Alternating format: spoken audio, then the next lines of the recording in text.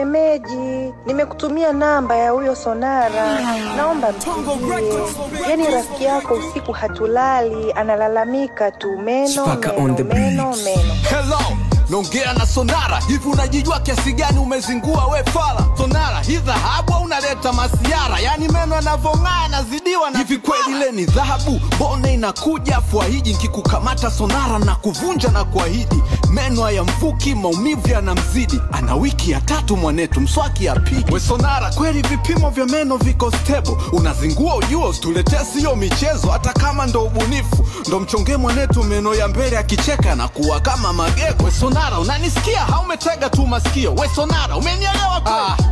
Ndio. Hivi unajua atakula yake so ya uhakika mwenzio, alafu we ndo kwanza unamchongea vitafunio. Mteja akitaka meno si unampima we mjinga? Au ulichanganya vipimo na vya msanii wa kuimba?